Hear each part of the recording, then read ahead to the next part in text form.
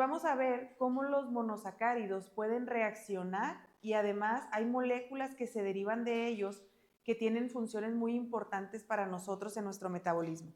Acuérdense que estas clases las estamos viendo para poder conocer la estructura de las moléculas que van a ir a participar en las vías metabólicas, porque bioquímica se encarga de estudiar las reacciones químicas que ocurren en nuestro organismo. Pero si no conozco a quién participa, pues no las voy a poder comprender mejor. Entonces estamos viendo estas. Los monosacáridos pueden modificarse a través de diferentes reacciones, por eso el tema se deriva como se plantea y el libro de McKee lo plantea igualito, como reacciones de los monosacáridos y después habla de derivados de los monosacáridos. Vamos a empezar con las reacciones. Una de las principales reacciones que ocurren para los monosacáridos son las reacciones de oxidorreducción. Y empezando con la oxidación, los monosacáridos se pueden oxidar a través del cambio a un estado más oxidado de su grupo funcional, que puede ser, en el caso de la glucosa, el grupo aldehído, o en el caso de la fructosa, el grupo ceto, y también pueden tener modificaciones en el carbono número 6. Esta reacción de oxidación va sobre el 1 y el 6. Y el ejemplo clásico y con el que yo creo que es suficiente que ustedes comprendan es el de la glucosa, porque la glucosa es el que sus modificaciones son las que tienen más implicaciones biológicas en nuestro metabolismo. Vamos a explicar los 3 tipos de oxidación que pueden ocurrir. Nosotros tenemos aquí la molécula de glucosa.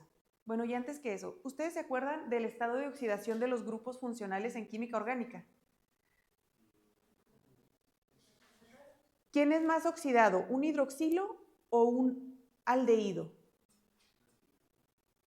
¿Quién es más oxidado, hidroxilo o aldehído? Aldehído.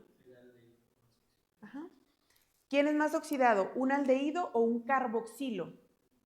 Un carboxilo. Entonces vamos a estar todos en el mismo entendido de que cuando yo hablo de que algo se va a oxidar, va a cambiar ya sea de hidroxilo a carboxilo o de aldehído o ceto a carboxilo. Entonces cuando estamos hablando de reacciones de oxidación, y yo ya les anticipé que pueden ocurrir en el aldehído o en el carbono número 6 que tiene un hidroxilo, lo que va a ocurrir es que estos se pueden transformar hacia su estado más oxidado, que es el carboxilo.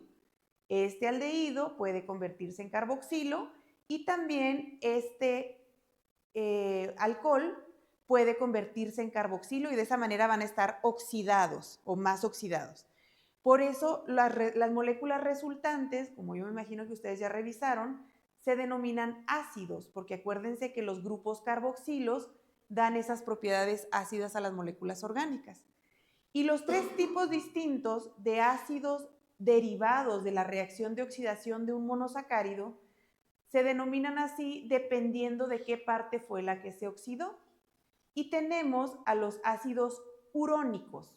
En primer lugar, ácidos urónicos. Ok, no van a estar en el mismo orden, pero acá me ponen atención en las moléculas. Dice, ácido urónico, se oxida el carbono 6. Entonces quiere decir que a estos no les pasa absolutamente nada y que este carbono 6 se va a convertir en un carboxilo. El ejemplo de un ácido urónico es el ácido glucurónico. En el caso de la glucosa, cuando la glucosa se oxida de su carbono número 6, vean ustedes cómo este que era un alcohol, aquí señalado en azul, ahora es un COOH o un carboxilo, y da origen a un ácido urónico, que como es la glucosa, se denomina ácido glucurónico. Segunda forma de ácido que puede tener un monosacárido se denominan ácidos aldónicos. En los ácidos aldónicos, quien se oxida es el carbono número 1 o el que era un aldehído y se convierte en un carboxilo. El ejemplo es el ácido glucónico. Ese ácido glucónico es esta estructura que está aquí y bueno, aquí nos está poniendo un ejemplo, ahorita los vamos a volver a revisar.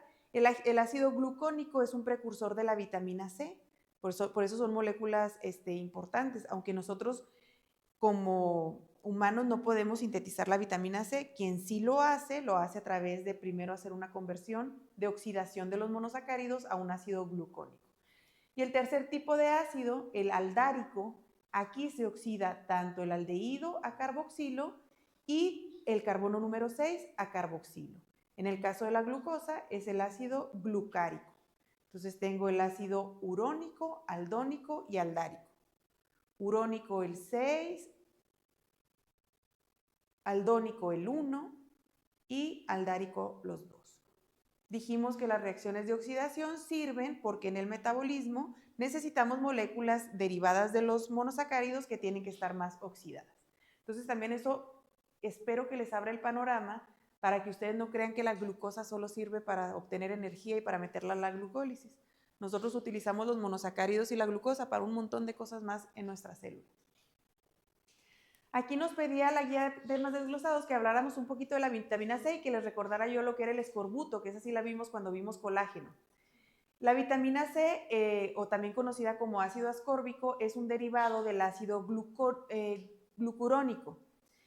Y pues ya habíamos platicado que su deficiencia generaba escorbuto, que se caracterizaba por la fragilidad capilar, anemia y cicatrización deficiente, porque no se podían hacer la hidroxilación adecuada de la prolina y de la lisina en la estructura del colágeno, y eso daban estructuras de colágeno que no estaban adecuadamente formadas. El ácido glucónico como el glucurónico, yo creo que por eso me confundí, pueden ambos formar estructuras cíclicas, pero una vez que ya están oxidados. Cuando se ciclan los monosacáridos oxidados, forman unas estructuras como esta que ven aquí y como esta que ven acá, que se llaman lactonas. ¿Qué es una lactona? Es un monosacárido oxidado que se cicló. Ustedes podrían decir, híjole, es que este se parece mucho a la estructura de la glucosa que vimos ahorita y este también, pero podrían diferenciarlo porque la otra molécula de la glucosa no tenía este grupo oxidado aquí, ni tenía este grupo oxidado acá ni acá.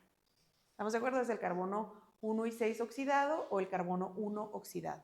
Entonces, lactona son derivados de monosacáridos oxidados que sufrieron reacciones de ciclación, y el ácido ascórbico es un ejemplo de una lactona derivada de la glucosa que obviamente no se queda así como tal, sino que a partir de ello se forma la estructura final, que aquí ustedes la pueden ver, del ácido ascórbico. Es un precursor. No quiere decir que con su sola oxidación y ciclación se forma, porque pues ustedes me van a decir, ay, este es un pentágono, este es un hexágono, nada más que es parte indispensable la oxidación y ciclación de la glucosa para dar origen al ácido ascórbico, el cual ustedes también lo van a poder encontrar como una lactona. ¿Dudas de la oxidación? Ahora la reducción. Si la oxidación era llevar las cosas hacia lo más oxidado, que era el carboxilo, la reducción es llevarlo hacia lo más reducido. ¿Quién era el más reducido de los tres que yo les mencioné? ¿No? ¿Antes del aldehído? Hidroxilo. Muy bien. Y van a decir, pues es que está llena de hidroxilos. Pues sí, entonces nada más tiene una opción de reducción. El grupo aldehído se puede reducir a alcohol.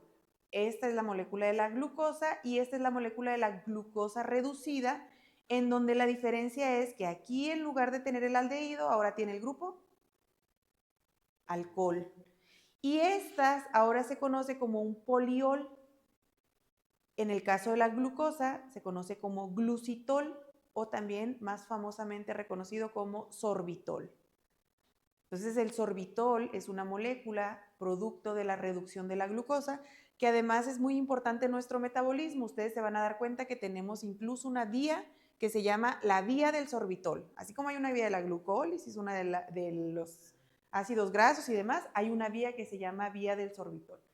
Y pues lo que nos dice aquí es que la reducción de los monosacáridos convierte el grupo carbonilo en un hidroxilo formando los alditoles, y el sorbitol es el ejemplo, se forma a partir de la glucosa por una enzima que nosotros tenemos que se llama aldosa reductasa, y la importancia médica, que la vamos a profundizar más adelante también, dice que en pacientes con diabetes, la acumulación de sorbitol en el cristalino del ojo, en los nervios periféricos, contribuye a, en este caso, la catarata diabética, pero en el caso de los nervios periféricos también contribuye a la nefropatía diabética, y en el caso de los riñones contribuye a la nefropatía diabética, que son de las complicaciones más importantes de la diabetes. Entonces, esta molécula que anda por aquí es una de las implicadas en esas patologías asociadas a la diabetes.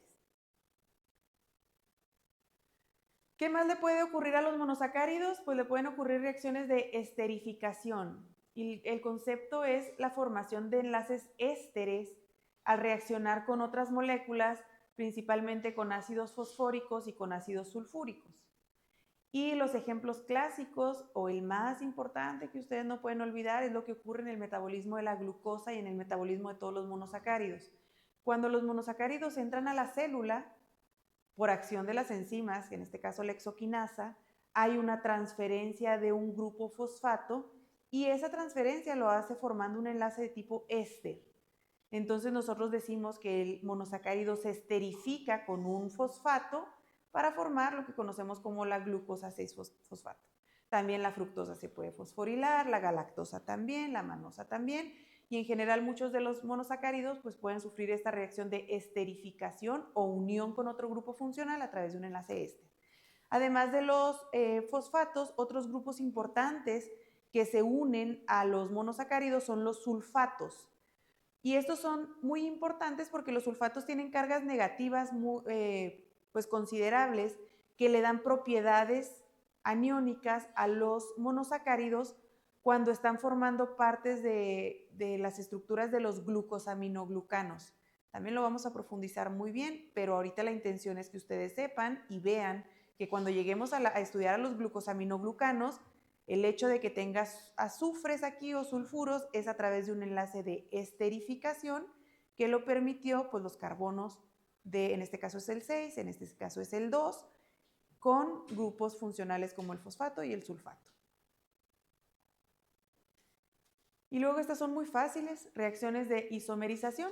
Los monosacáridos, por supuesto que se pueden isomerizar, y les digo que es muy fácil porque acabamos de ver ya todas las opciones de los diferentes tipos de isómeros, y yo también les puse ejemplo de cómo la glucosa se puede convertir en fructosa, la glucosa se puede convertir en manosa, y aquí el ejemplo que pone el libro es el de la glucosa, y nada más nos recuerda que cuando nosotros tenemos reacciones de isomerización, hay intermediarios. Esos intermediarios de las isomerizaciones se conocen como intermediarios enodioles.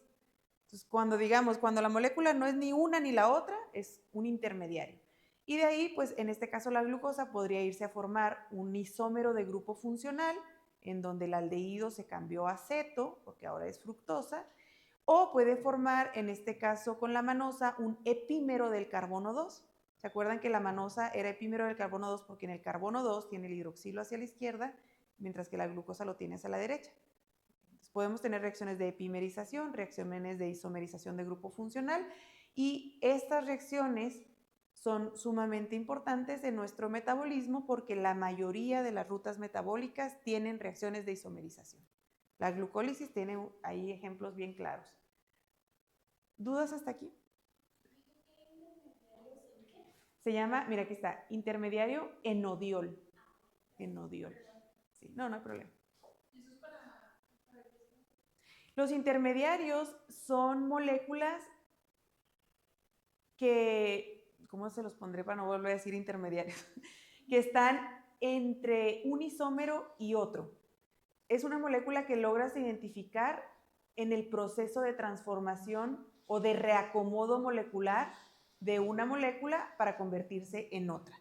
La mayoría de las reacciones, o yo creo que todas las reacciones de isomerización tienen intermediarios. Estos normalmente no nos los escriben a nosotros en las rutas metabólicas, pero existen y se han descrito. Lo que pasa es que como rápidamente se convierten en uno o en otro, no nos los ponen así como en la glucólisis, el intermediario entre glucosa y fructosa. Pero aquí el libro, cuando nos está hablando de que conozcamos las reacciones de isomerización, sí nos dice que debemos de saber que estos isómeros se forman con la participación o con la creación de intermediarios que son rápidos y inestables y que toman ya dirección hacia cualquiera de los isómeros. Otra característica muy importante de la isomerización es que las reacciones de isomerización son reversibles. El reacomodo va hacia un lado o hacia el otro. Ahí no están mediados por enzimas, ¿verdad? Sí hay epimerasas, isomerasas, sí hay... Los intermediarios. O sea, el paso de la glucosa al intermediario del enodiol están mediados por enzimas. Sí, todos están mediados por enzimas. Ajá. Nada más que es la misma enzima la que trabaja aquí y la que trabaja acá. Es la misma la que trabaja aquí y la que trabaja acá. Otro tipo de reacción que pueden sufrir los monosacáridos, y esto nos permite que los monosacáridos se combinen entre sí mismos y con otros. Estas se llaman formación de glucósidos. Y las formaciones de glucósidos se dan por la posibilidad que tienen los monosacáridos de formar enlaces glucosídicos. Esos enlaces glucosídicos pueden ser entre azúcar y azúcar para formar disacáridos, polisacáridos, oligosacáridos, etc. O puede ser enlaces o glucosídicos con otras moléculas o entre carbohidratos también, o enlaces N-glucosídicos para combinarse con grupos aminos que pueden estar en los nucleósidos o que pueden estar en las proteínas. La posibilidad de formar enlaces glucosídicos y formar glucósidos se da gracias a que el carbono anomérico, en este caso esta es la glucosa, el carbono anomérico, que era el 1, tiene una propiedad reductora, es decir, es un azúcar reductor que tiene la posibilidad de formar o compartir electrones con otros carbonos para formar enlaces mediados por el oxígeno. El carbono 1 de una glucosa se puede enlazar con el 1, con el 2, con el 4, con el 5 o con el 6. Por eso cuando nosotros encontramos las uniones o los enlaces, les denominamos enlace 1,4. Y luego, si ustedes ya se fijan en la configuración que tiene el monosacárido que permitió el enlace, por ejemplo, ¿qué configuración tiene? El anómero. ¿Alfa o beta? Alfa. Entonces, este es un enlace alfa entre el 1 y el 6. O, esta es una configuración alfa 1, 1, podría ser. O alfa 1, 4, que es el más común y el que ahorita me decían que lo recordaban como una U, ¿verdad? Entonces, este es el que le brinda la posibilidad de enlazarse con cualquier otro carbono y formar enlaces glucosídicos. Con mucho más detalle, en la clase que entra vamos a ver cómo se forman los disacáridos a través de enlaces glucosídicos y más adelante también, con más detalle, vamos a revisar cómo se forman los N-glucosídicos, pero de todas maneras yo aquí se los presento más o menos para irlos identificando. Aquí hay 2 moléculas de glucosa y el carbono anomérico es este, O sea, aunque se enlace con el 4, el que tenía la propiedad reductora de formar el enlace es el que antes tenía el grupo funcional, el 1. Él tiene un hidroxilo en configuración alfa y puede formar la unión con otro hidroxilo que está presente en otro carbono, en este ejemplo es el carbono número 4, para formar un enlace alfa 1,4. Este es el que ustedes recuerdan, ¿verdad? Esto es un enlace O glucosídico. ¿Por qué? Porque está mediado por oxígeno. Cuando se forma este enlace, pues obviamente se libera una molécula de agua. ¿Quién puede aquí seguir formando enlaces en este disacárido? Pues él no, porque los carbonos 4 no son anoméricos, pero este carbono sí, el 1. Tiene capacidad de seguir formando más enlaces y esa es de hecho la estrategia o la forma en la que se van formando los oligosacáridos y los polisacáridos.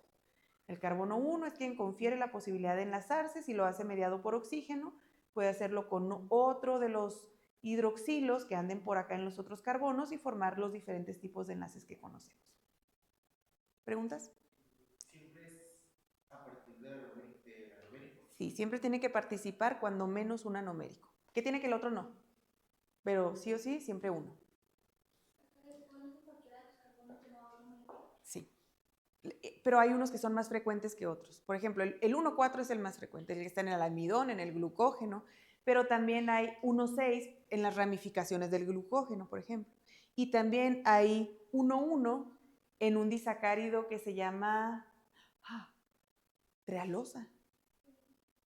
Sí, se me hace que en la trealosa. A ver si no se los estoy diciendo mal, ahorita lo checo. Bueno, pero sí se pueden. Nada más que hay más frecuentes que otro. El que ustedes van a leer con más frecuencia, pues es el 1,4, que es este que está aquí. ¿Qué pasa cuando se quiere combinar el monosacárido con otras moléculas que tienen como punto de mediación el nitrógeno para formar enlaces N-glucosídicos? Bueno, aquí está, esta es la ribosa. Y esta es una base nitrogenada. ¿Sí la ubican, verdad?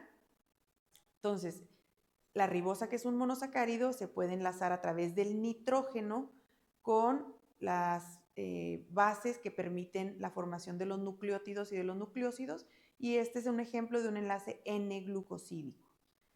¿Qué otras moléculas pueden enlazarse a los monosacáridos a través de nitrógeno? Pues las proteínas. Las proteínas que exponen en sus cadenas laterales de aminoácidos como la arginina, ¿sí? Todas las que tengan bueno, esta no es la arginina, esta es la asparagina. Esta es la asparagina. Tienen en su cadena lateral, si ustedes recuerdan que acaban de presentar su examen, una de las características de la asparagina es que tenía este grupo amino. Bueno, también se pueden enlazar los monosacáridos a través de este nitrógeno formando un enlace N-glucosídico y esto permite la formación de estos enlaces en los compuestos que nosotros conocemos como las glucoproteínas o los peptidoglucanos. Los enlaces N-glucosídicos siempre van a estar unidos a nitrógeno, por eso se llaman N-glucosídicos. Y los O-glucosídicos van a estar unidos por oxígeno. Si bien los ejemplos más simples de explicar de los O-glucosídicos son los que ocurren entre monosacárido y monosacárido, también hay O-glucosídicos cuando se une un monosacárido con una proteína, pero que utiliza una cadena lateral de la serina de la trionina, que es hidroxilo, y que puede enlazarse a través de esa cadena lateral. Hay un tema específico en donde vamos a ver con mucho detalle esto, que es el de los oligosacáridos, pero igual desde ahorita vamos conociendo los conceptos de lo que es un enlace O-glucosídico y N-glucosídico, sin perdernos que estamos en la parte de las reacciones que pueden ocurrir en los monosacáridos, que nos permiten darle mayor, no que nos permiten, sino que participan de manera importante en la función de los monosacáridos en la célula.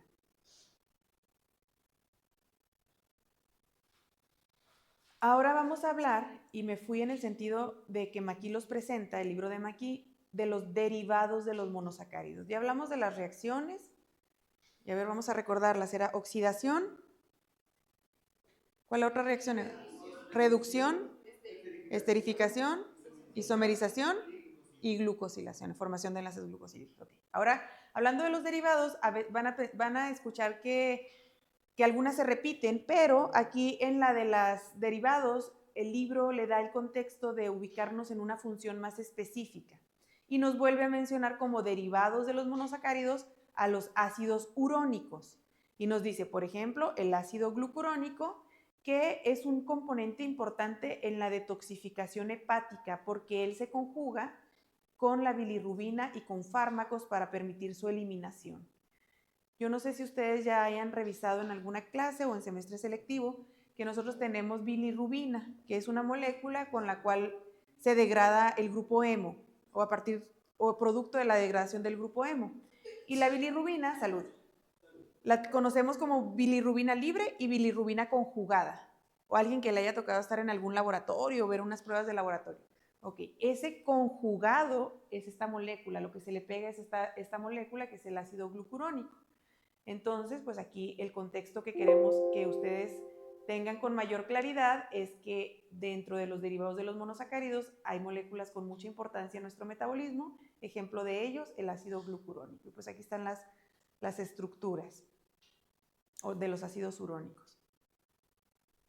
Ay, Dios. Se me hace que se trabó el... A ver, dale.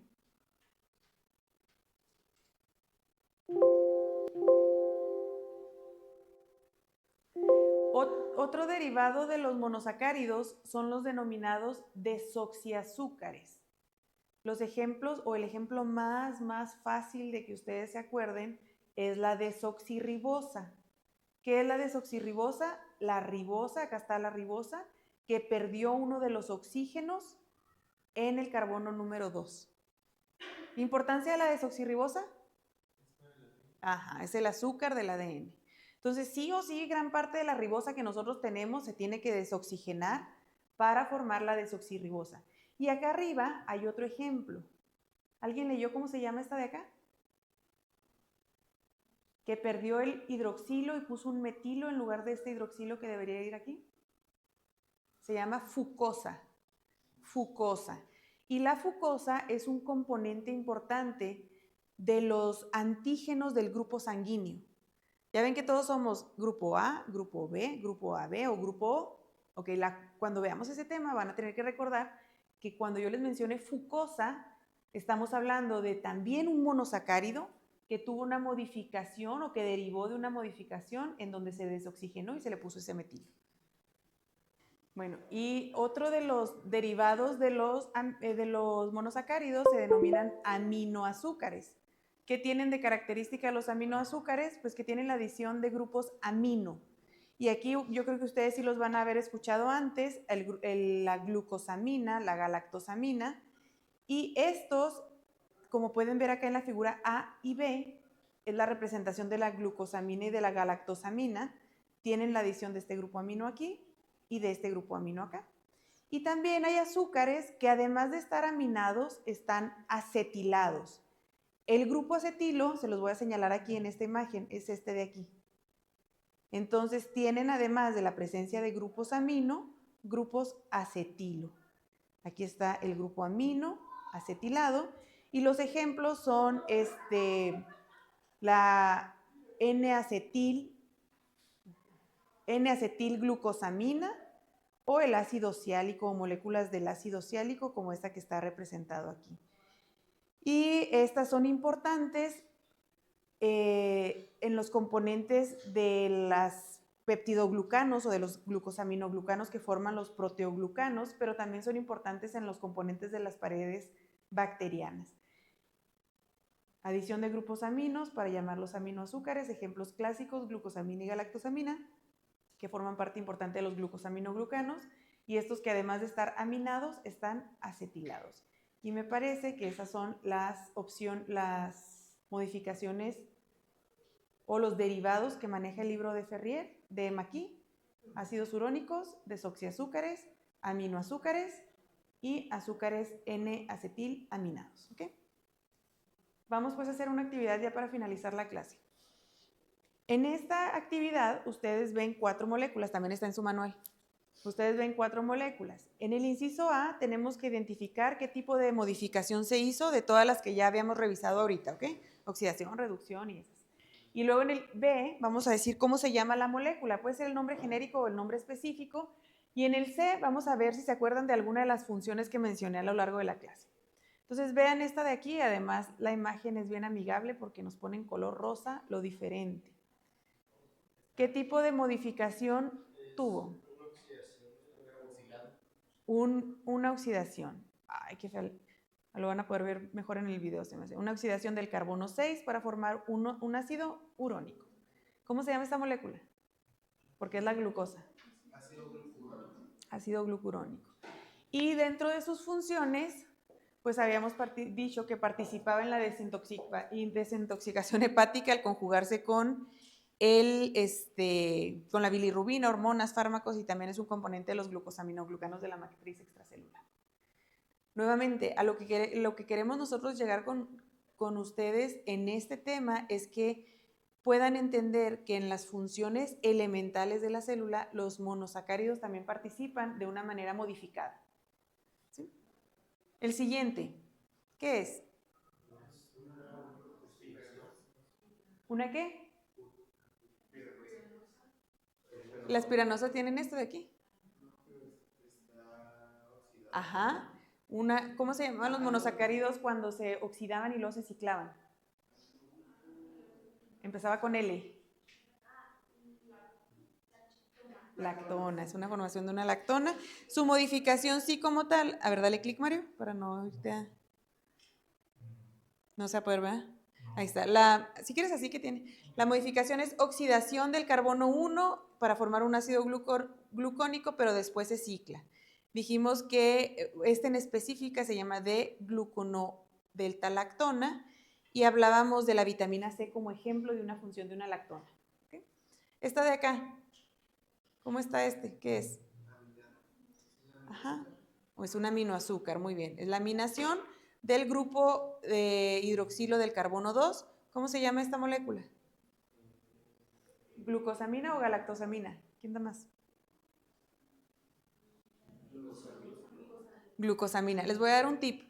La glucosa y la galactosa se parecen muchísimo, pero cuando ustedes ven la estructura de Howard, el carbono 4 de la glucosa tiene el hidroxilo hacia abajo y el carbono 4 de la galactosa lo tiene hacia arriba. ¿Se acuerdan que eran epímeros del carbono 4? Así los pueden distinguir, ¿eh? Y luego, ejemplo de la glucosamina, Forma los glucosaminoglucanos, es la que acabamos de ver. ¿Mande? Sí, es para el cartílago. De hecho, nosotros yo creo que a veces la ubicamos más porque nos la quieren vender, ¿no? Como el X-ray y todas esas. Pero forma parte de las estructuras cartilaginosas, específicamente de los glucosaminoglucanos que están en los peptidoglucanos. Y esta de acá, reducción, muy bien, reducción del grupo aldehído a un alcohol. ¿Cómo se llaman las moléculas reducidas? ¿Cómo se denominaban de manera genérica? Alditoles. Y específicamente esta que es la glucosa reducida, sorbitol, y también dijimos que se llamaba glucitol. ¿Función? ¿Se acuerdan de alguna? Ajá, puede acumularse en pacientes con diabetes, contribuyendo a complicaciones como las cataratas diabéticas. ¿Cómo? No, esa no es necesariamente la razón por la cual forman las cataratas. La razón por la cual forman las cataratas es porque en esos tejidos, el cristalino, los nervios periféricos y las nefronas, el sorbitol no puede salir libremente de la célula. Y si no tenemos los mecanismos adecuados para controlar la cantidad de sorbitol que se queda ahí, empieza a ser un desequilibrio osmótico. Se acumula y se acumula y se acumula y no puede salir. Y acuérdense que cuando tenemos una membrana con dos componentes o dos concentraciones distintas de soluto, el agua se va a ir hacia donde hay más soluto. Entonces en estas células se van a empezar a hinchar porque se llenan de sorbitol y se mete el agua como para tratar de compensar osmóticamente lo de afuera y lo de adentro. Y obviamente ese hinchamiento de la célula le hace perder función. Esa es como la explicación, no necesariamente porque tenga el hidroxilo, pero porque no, al tener ese hidroxilo, por ser el sorbitol y no la glucosa, no puede salir de la célula de la misma manera, de esas células en específico. ¿Dudas de estas? Ok, otras 4. Esta de aquí. Es una oxidación. Por lo que es un ácido.